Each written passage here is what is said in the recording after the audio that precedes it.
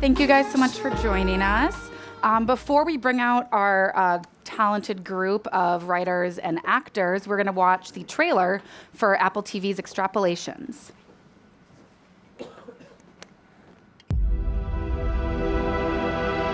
Human history is the story of one terrible catastrophe after another.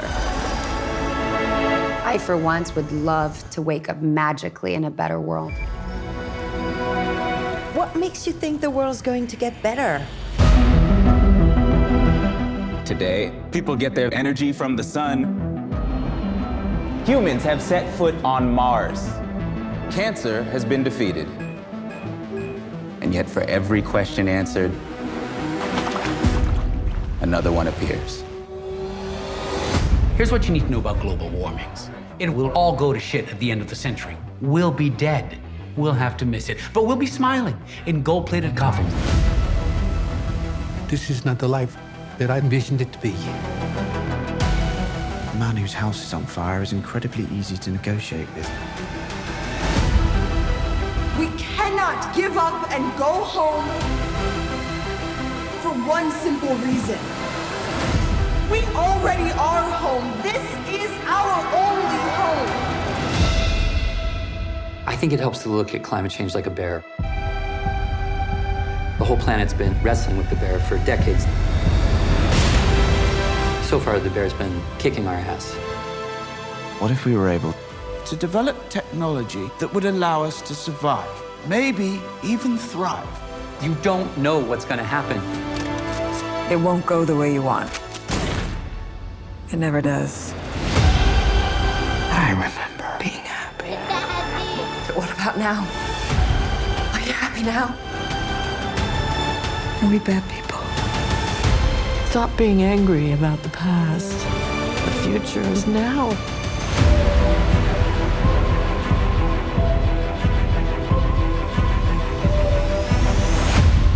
Miami is dangerous. Your mother's moving with her sister in Chicago. Thought you hated your sister. It's too hot out to hate people these days, Marshall.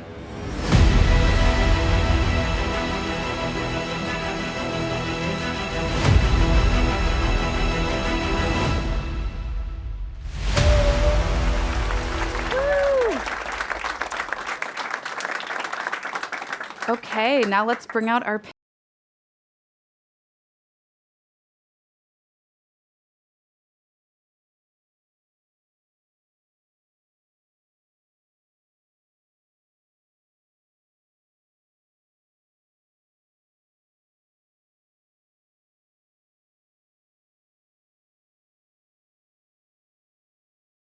apologizing to everyone who's back. I am turned to. I will try to say hello every once in a while. Okay, I suppose, I mean, a lot of, we know who you are, your names are here, but let's go around the room and everyone, if you wouldn't mind just introducing yourselves. We'll start with you, Tahar. Hello, I'm Tahar Rahim, and I'm part of this show, thanks to my man who's here. Scott Burns. I'm Kit Harington. Sienna Miller. I'm Yara Shahidi. I'm Dorothy Fortenberry. And I'm Lisa Jackson. Thanks, you guys.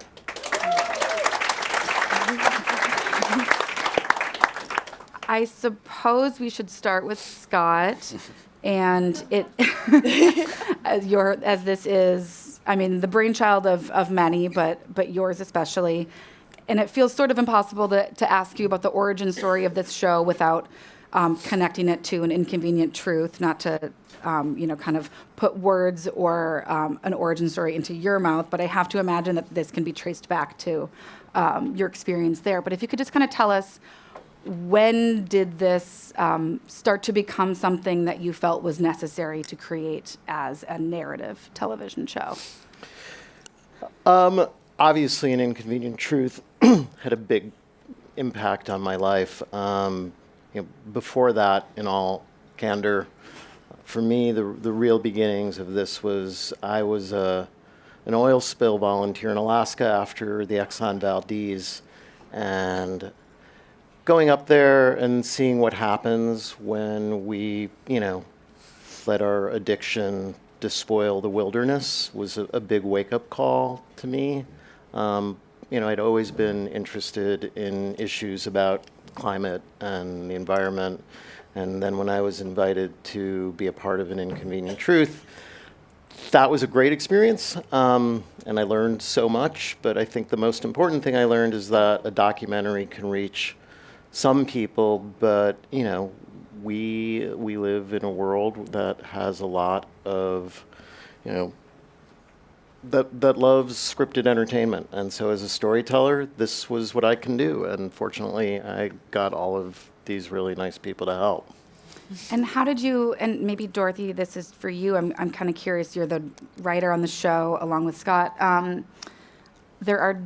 This is I guess could it be called an anthology? And like, you guys are kind of all interconnected characters. It's a little spoilery if I were to explain how, but let's just say that there are a lot of stories here, and there are a lot of directions that, like this, if you start with a pitch on this story, there are so many directions that this could have gone.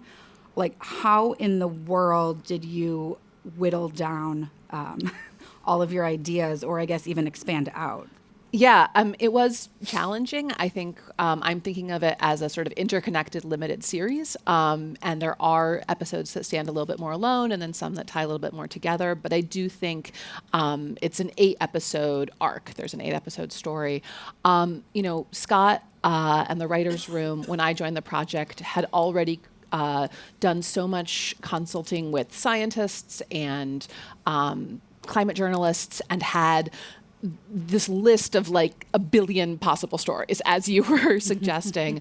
And, there's enough for a million seasons. But what we ended up doing was picking ones that felt like they could all shed a different light on a different aspect of climate change. So whether that's a different tone, there's a lot of different sort of tones to episodes, whether that's a different subject matter, species loss versus sea level rise versus climate intervention. We were always looking for ways to make sure that every episode was really distinct and different. And I think we also have to talk about the cast. I mean, just thinking, this is like 1/15 of the star power that's on the entire show. I guess I'll ask, who was the first person to sign on to this show way back when? Like, where does one even start with casting? The first episode that I wrote was episode 2, which drops on Friday. And I was, this sounds really pretentious. There's no easy way to say this, but I had worked with Meryl Streep on another project. Get it out there now. Drop your name drop. Yeah. I was able to steal her phone number off a call sheet. I reached out to her and I told her that I had written this episode. It was during a time when I was losing my father. And so for me, it's a lot about saying goodbye. So I called her and we talked about loss and, climate change and species and extinction. And at the end of the conversation, she said, "So when do you want to do this?" So I assumed that meant yes. And then I'd worked with Sienna before, and I think she's an amazing actor. And I asked her if she would consider playing Meryl's daughter, and she said, "Let me think about it." I don't know. I was like, don't even bother sending the script because I'm in. No, you sent a lovely email that, described the show, which sounded compelling. And then I think at the bottom it was like, "P.S. Meryl Streep will be playing your mother." And I was like, yeah, thank you. And did you have did everyone fall in line in that kind of way, or did you have a wish list of people? No, I mean, look, I'm not going to speak for other people, especially if they're close enough to smack me. But, Dorothy and I and all of us who worked on the show wanted to create great characters. All of these people I was aware of. I'd seen their work. I thought they were amazing.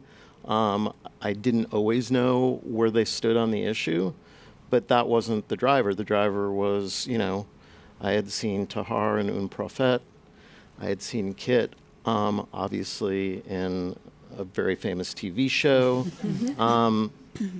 But I'd also known people who'd worked with him, and he is an incredibly gifted actor who really dug in. I had seen Yara. I kind of was told that she was an activist, and we had written a character that was a bit of an activist. So there were connections of all different kinds. I loved Prophet. I was so happy that Tahar said yes. So, but it was really driven more out of the page than anything else. Yeah, I would love to hear, I mean, maybe Sienna, if there was anything else that went through your mind insofar as saying yes. I would love to hear from everyone kind of what it was that made them say yes. But was there anything else, once you did read the script, did anything else like change your mind about, were you triple yes after that, or like what? Yeah, I was definitely triple yes. I think without sort of virtue signaling, but if you can be a part of a story that you understand will connect people to a graph or numbers in a way that graph and numbers can't. The episode 2 specifically was so poignant and moving, and the concept, which is not science fiction whatsoever, that in 2046 we might be saying goodbye to the last humpback whale, is devastating for everybody. And I think sometimes these things feel so abstract. To be able to play a character that is in communication with Meryl Streep, who's playing a whale, was, but it was playing two roles. She's playing two roles. No, she's also my mother. But just the idea of this. Watch the episode. It will make sense in the episode. It was beautifully written, and as Scott had said, it was very much about saying goodbye, and not only to the people that we lose and the connections between human beings, but also to species. And it was beautifully written, as is everything that he writes and touches. But it made me cry, I think, every single time I read the script, which was a sure sign that it was something I wanted to be involved with. It wasn't a reach to find the emotion. And I got to play a scientist, which is someone far more intelligent than myself. And a lot of numbers, which was a struggle, like MP43. I was just like, oh my God, how am I going to learn this? But, I like to be challenged. And it was beautiful and challenging and quiet and intimate. And you pulled it off quite well. Thank you. Yara, do you, as maybe the most, I guess, outwardly active, I suppose everyone here is an activist in their own way, but do you are you seeking out a role like this with a message, or was there something else that you liked about the project? Yeah, I mean, I think I'm grateful to have started on a show that had demonstrated the importance of imbuing an important message within a comedic vehicle generally, but I'd have to say, especially as I've gotten older, I've been quite skeptical of shows that try and take things on. And so it really was a testament to Scott and his evident commitment of what the show could do in the world at large, of not only just necessarily hopping on a topic because of its relevance, but knowing that the goal was to be able to make impact both in filming and the story, but also behind the scenes with everything that was being done, and the fact that, you can hear my earring, but the fact that even on set was a constant experiment of how do we film in a more eco-friendly way? How do we think of this process as a part of something that could either help or hinder our environmental movement? And so I think it was that level of commitment that was so exciting, because environmentalism generally is a pretty new conversation to me. As much as I've been in social justice work of sorts or voting work of sorts, I think it was such an passionate way in when you saw the passion of everyone involved. And I think this show, too, does a good job of kind of showing how social justice and environmental justice really can overlap. Like, the people who are often, like, on the fringes of society are the first ones to have their lives, like, actively destroyed by climate change. But I'm curious, too, like, do you have a, not a checklist, but, like, are there things, like, when people bring a project to you that maybe has a message, are there things you're actively looking for? Like what you just described, are you going into the shows looking to figure out, okay, are they going to do this right? Are they going to do that? Or does it all come is it like a gut thing that you just know? I think part of it's gut, but I think part of it is, as Scott spoke to all of us, and even though I'm just a moment within the first episode, the fact that he took the time to lay out kind of what the general vision was for what this show could do spoke to the level of commitment. And I think, I turned to my favorite Baldwin quote, "Do you really want to be integrated into a burning house?" And although I don't know if he wrote that with climate change in mind, it speaks to this idea of there's one thing to speak about an equitable world, but what world are we living in? And I mean, how inhabitable is this world that we're living in the first place? So. That's why we got you on the panel. I've been rereading. Kit, I wonder if you could, I guess, one, talk about when a show opportunity is brought to you, like kind of what you're looking for when you say yes. And also if you could maybe explain a little bit the idea behind your character, Nick, and if there is anyone in the real world that kind of informed the way that you played this guy. Real world. We don't have to. I'm not going to name any names of real world people that might have informed Nick Bilton. I was fascinated when I spoke to Scott and he told me about the whole idea for the piece. I was fascinated by the character because, he is in some sense like in a classically narrative way, he's the kind of big bad. But he doesn't see himself as the big bad. Like Nick Bilton at the start of our piece, in any rate, sees that there's a very important role for big business and big tech to play in trying to solve the climate crisis. And he's a free market capitalist, and he believes that he has the answer and that people should trust in him. And of course he's a narcissist and an egotist because he wouldn't be a multi-billionaire without being one of these things. But he's got a point. Like there's a certain level we have to accept that we're not going to get through this without certain big business being on board, and that there's an element of geoengineering that will have to happen. The trouble is that and I won't try not to spoil anything, that as the story progresses, of course someone like that is corruptible by themselves, and money gets in the way, and that's the kind of the moral message of what we see with Nick Bilton through this show. I was just I knew of Scott's work prior to this, and he came to all of this, all of us with this during the pandemic, where he called a pandemic so accurately because of the amount of research that this man does. And if I was going to get involved in something about climate change, then who better to get involved with than Scott Burns, who doesn't skimp on his research and knows and that was my kind of the main pull here. That and Meryl Streep.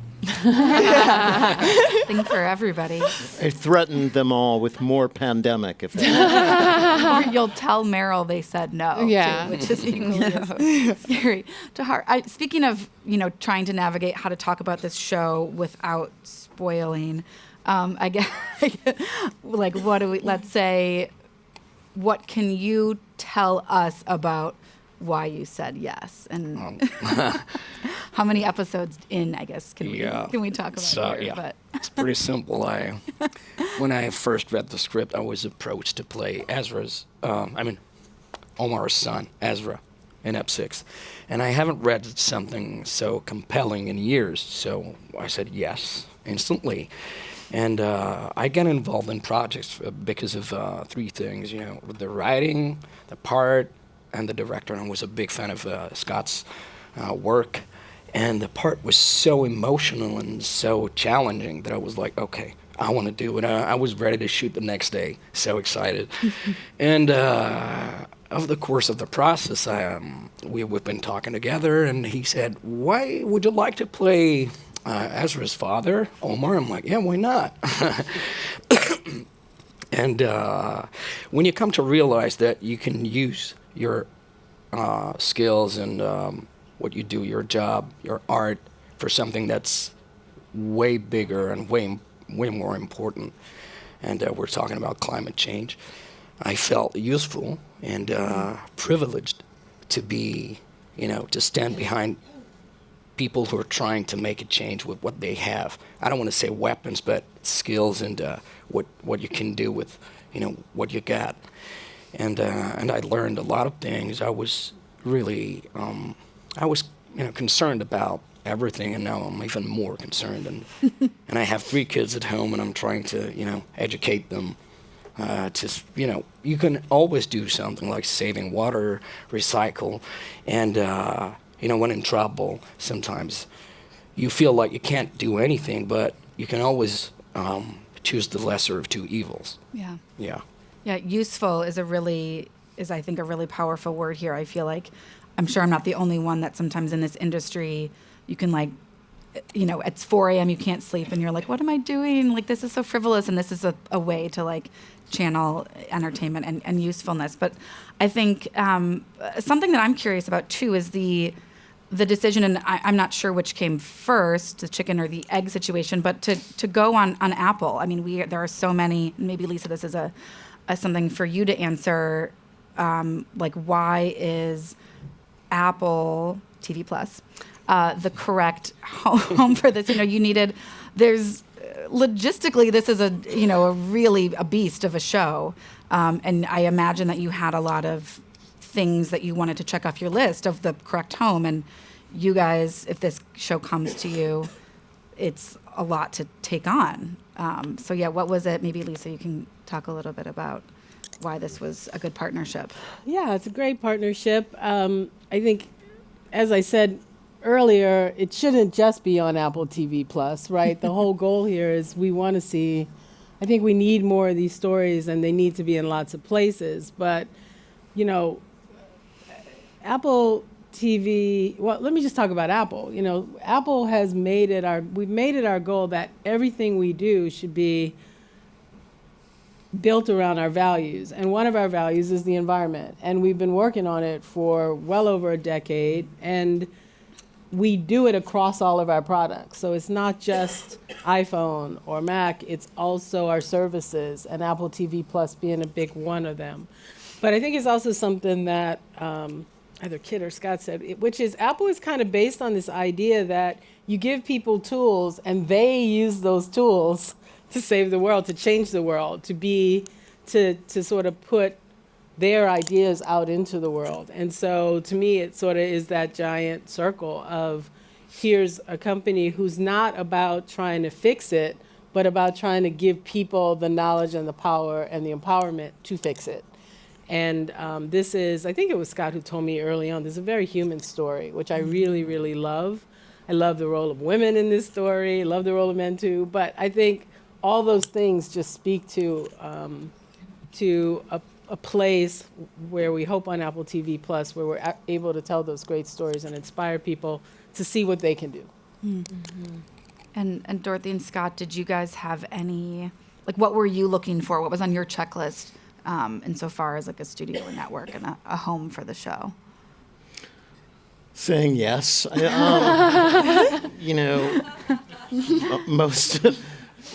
I'm very aware of the fact, in my experience, there's a Venn diagram of sort of what I feel I might be good at writing and what Hollywood might consider making. And they well, you guys get the idea. It's an eclipse every 7 years. And so I recognize that, that there isn't a lot of space for me to make a living. And, picking the right partners is very, very important. And, I'd heard Dorothy on other panels, and I was always blown away by what she had to say. Sometimes I was on those panels, and I said nothing. I want to circle back to, what Lisa just said.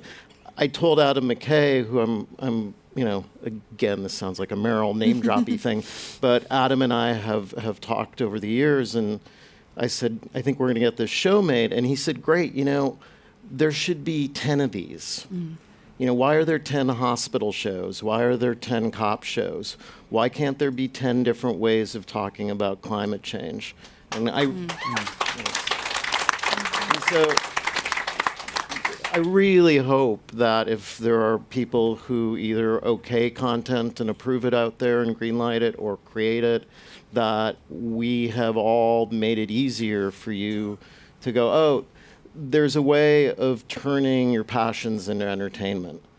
Because that's what we all did. You know, for me with the actors sitting here, the work should be the same. You know, Kit and I had to figure out the arc of a character. It would be the same thing if we were doing Shakespeare. And so I don't want the work to change because that starts to stink of propaganda.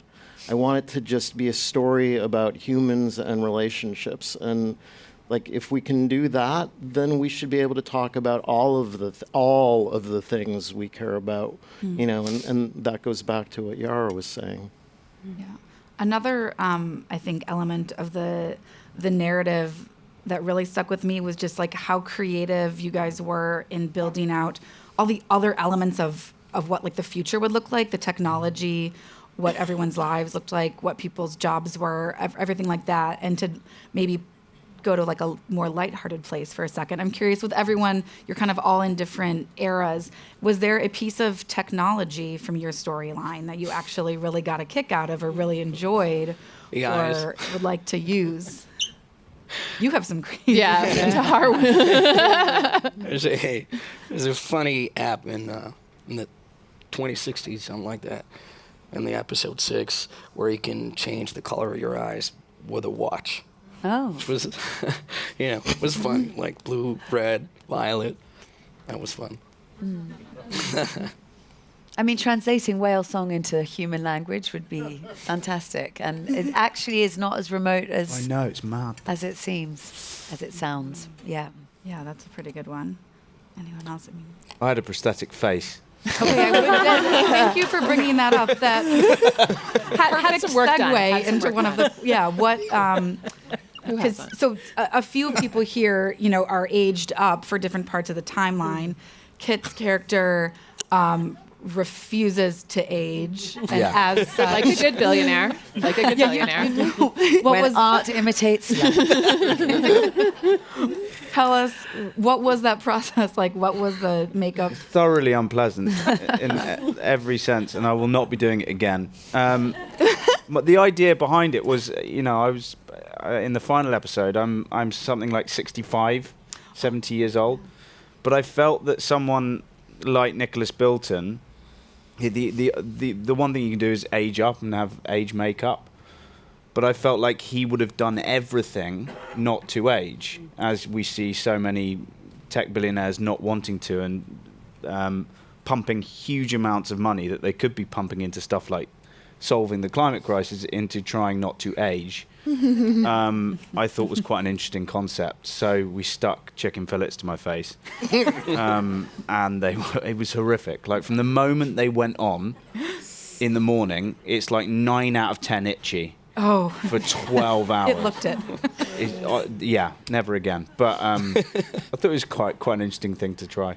Oh, I'm sure. You did have a very cool, your swimming pool spoke to you, read you the news. It was almost like Siri while you're swimming laps, I guess. I don't see, there were certain bits in this that I don't see as particularly far off happening. You could see that happening now. Like, there aren't... One of the really interesting things, again, from Scott's research was just, like, a lot of this stuff... I thought that the whale, like, speaking to whales was sort of hooky-kooky, you know. And then I read a piece in the, you know, which you've obviously researched ahead of time in the paper about how we're possibly not far off communicating with AI, with creatures such as whales, which is mental if you think about it, but incredible. Yeah, I mean, I think, with Contagion and everything else, Scott gets a lot of credit for accurately predicting the future. But I think it mostly comes from just accurately looking at the present. You know, it's pouring rain right now. We are in the middle of a climate change event. We had our premiere in an atmospheric river. And yet, if you look at TV shows, you know, they don't show that. So, you know, I think... there's a certain genius that comes from just being able to actually accurately see the world around you, and then be able to show that to other people. And Yara, I think you mentioned this at the very beginning, that like kind of the green set element of this production. And obviously on a show like this, the bar is like really high for your production, but I also have to imagine that like you just want it to be something that comes naturally and is just like integrated into every production. But I am kind of curious if there were what sticks out insofar as the way you did this production, that I guess I would love to know what was really easy and what didn't feel like a sacrifice insofar as making sure that you had a good, like your carbon footprint was as clean as possible. I'll start, and you please jump in. But we worked with a company called Green Spark, and they were wonderful, and they embedded with our production. They worked with all of our department heads, and I'll be really candid. You know, we did okay. It's not easy, and you know, I would encourage people in the room, if you're someone who's making content, to work with a company called Green Spot. Hold your streamers and your studios to account. It's okay to say, hey, we want to try and get as close to carbon zero as possible. If you don't work in this industry, hold whatever industry you're in to account. It's really easy to go after us, but we all face the same problems. And shooting during a pandemic made this really hard, you know? We respect unions. We shot in New York. Teamsters have rules about vans and scouts. During pandemic, they had a rule that made a lot of public health sense about how many people you could have in a van. But yeah, it's pretty deflating when you're me and you're trying to do this thing and you show up at a location scout and there's 25 vans there. But it becomes complicated, or there were supply chain issues. So where are we supposed to get building materials? Because even though we wanted to shoot on location, a lot of locations during pandemic didn't open. And so it's all of these very complicated things, but you know, you only learn about them if you decide to make it a priority and make yourself conscious about it. And again, like, we need to talk about it because it's something we all can do a whole lot better at, starting with transportation. Yeah, that strikes me as. Oh, go ahead. Oh no, I was just going to say, in terms of something that was a pretty easy fix, we had fully compostable, plates, bowls, silverware, cups, everything on set, and we had composting garbage. So it was easy to tell people, hey, after you have lunch, instead of putting your stuff in the trash, put it in these nice green bins. We had PAs who were there to help make sure everything ended up there. But it was challenging to then make sure those garbage bags got to the right place at the end of the day. You have to have an integration with your whole team that's handling what happens to your garbage bags, because people are used to putting all the garbage bags in one place. So it was challenging, but we kept trying to do better. And I will also echo Scott. I think anytime someone puts themselves forward in an environmental context, they're opening themselves up to potential, inspection, right? Criticism, extra attention.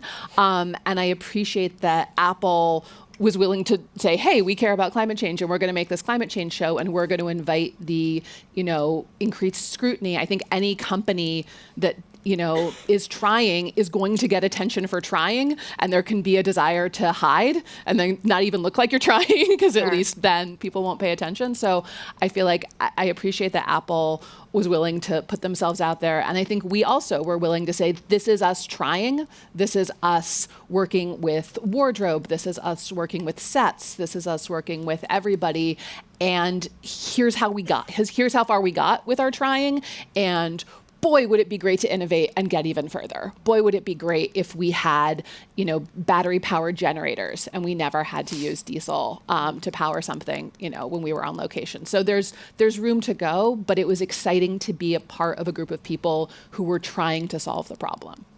Yeah, and it does strike me too that a lot of the decisions that we make, whether it's when we're making a show, when we're, as a magazine, when we're doing a shoot, things like that, it's almost like we could be on autopilot with a lot of these things, or like assuming that everyone needs their own plane to go to a set or their own car. And it's like, if we, like no one here is going to be picky about those kind of things when it comes to like how it affects the climate. So it's like really just hearing everyone talk about it. It's like giving an extra layer of thought to it. For the cast, I'm curious for you guys after, obviously, Scott, like this is material that you think about deeply all the time, and the rest of us think about it too, but this show does show you a lot of like really scary stuff. Did working on this show add to your anxieties about the future? I mean, there's some parents in the group too. Like, did it embolden you to do more? Like, kind of where did you net out with kind of your mindset? I mean, Scott said something really interesting, that any show that is set in the future that doesn't include a kind of radically different climate is science fiction. Like, it's just not a reality. So it's terrifying. And my 10-year-old watched the trailer and was like, oh my God, but actually it's really irresponsible to not start facing up to where we're heading unless drastic action is taken. And even in spite of that, there's such a long way to go. That it will hopefully galvanize people, because the landscape is potentially a reality. I mean, it's an extrapolation of a version of a reality, but this is where we are heading, and we're seeing it increasingly all the time. It's like it's an undeniable truth. So as much as this is entertainment, and it really is entertaining, and it's moving, and it spends a lot of time in the space of human connection and what we cherish about humanity. Hopefully it will galvanize people to really start to take more action. I certainly feel that pressure and excitement to be more involved than I have been. Yeah. Mm-hmm. Yeah, I mean, I think the scale of this project is anxiety-inducing, but also inspiring. I think, going to what everyone has said, there's something about seeing the potential extremes of where we're heading that I think initiate, or at least catalyze, extreme solutions, or catalyze dreaming bigger about how we respond to it. And so I think there's something about this scale that makes it even that much more powerful, because you walk away thinking about what is the biggest thing you can do in response to this. And so I'm excited to think of what people will imagine or dream next in response. Yeah, I have to be, on some level, I have to be optimistic about what we can do. And I'm terrified of the conversation I'm going to have with my boy when he's older, and what he may hold me to account for. But I hope that this show is historical in as much as we look at it in 50 years' time. We look back on it and we see that this is what we thought would happen, but it wasn't as bad because we made the right choices. And I hope that that's the case. I hope it's not 10 times worse than this and we're doing the opposite. So I have to be optimistic about this, and that's how I've tried to approach being in this piece, to stop myself dropping into despair, which is not going to get me anywhere. Yeah. Same thing. I have to be optimistic, and I want to be optimistic for my kids, and for our kids and the next generations, because it's still possible. We're still in the present. It's not too late. It's Extrapolations is a glimpse into the near future, a possible future, but there's other future if we take action and do things. And I feel like storytelling is the best way to help people understand and become more eco-conscious. If we manage to just, I'm going to use that word, but educate only one audience member, then it's a win. So we can spread the word and help people to be more aware of the situation. But we got to be optimistic. Otherwise, it's too sad. Yeah, we do. Yeah, and also it's just difficult coming off the back of, and I don't want to get political, but I do deep down. But 4 years, I'm sorry, I'm going there, all right. But like 4 years of denying that this is even happening is a moment to tell this story, because and I'm sure those people will be like Hollywood, whatever. But it's real, you know. And I think that Scott was probably inspired to work on it in a time when people were saying it's not, you know. That's it. I'm going to shut up. And I think I'll just say in response to that, I think for me, working on the project was the most mentally healthy I've felt about climate change in a long time, because I got to go to work every day with a group of people who all acknowledged this was happening, cared about it, and were working on it. I think there's a kind of mental health that I think it can be more destabilizing to see this happening around you, to see the rain, to see the fires, and feel like no one's talking about it. I guess we're all just pretending this thing isn't in the room. Like, that's much weirder. That's much harder to live with. So I actually, you know, I was much saner reading articles about climate change and coming to work every day and talking about it, because I felt like I was living in reality. And in reality, we have all of the technological tools that we need to be able to solve this problem. We have the ability to create more, even better technologies. I mean, we made a whole vaccine in a year. Like, we're smart, creative, you know, an incredible species. And I think we have those capacities, and we can unite to use them to solve these problems. Yeah, I think in its best iteration, a TV show becomes a community, and I think working within a community, any kind of community, is more comfortable than being alone with your thoughts. And I think the passion that comes from creating something with other, you know, with collaborators, or even the friendships. I mean, the show gave me an amazing opportunity to reach out to Lisa, who had always been a hero of mine. I mean, I think it's important for people to realize that, like, Lisa could probably be running any NGO on the face of the planet with her resume. So she went to a corporation where she actually could make the biggest impact. I find that really inspiring, and populating your life with people like that makes this much less daunting. I get asked a lot, and some of my executives are here, about hope. And we would have all these arguments about hope. And if anyone's going to ask me about this, I'm just going to give you my answer right now. So here's the deal. Hope, we've been doing that for a while. A lot of hope. Okay, it's not working. All right, it's not going to work. I hope that I lose 10 pounds this year. All right, I can hope my way from ice cream cone to French fry. I'm not going to get there. All right, or I can do some shit. I can make some changes. I understand how to lose 10 pounds. I'm not fucking taking Ozempic. Not be what I do. But there are things that I can do that will make a difference. And so I would just like you guys to all stop using the word hope, replace it with courage, replace it with bravery.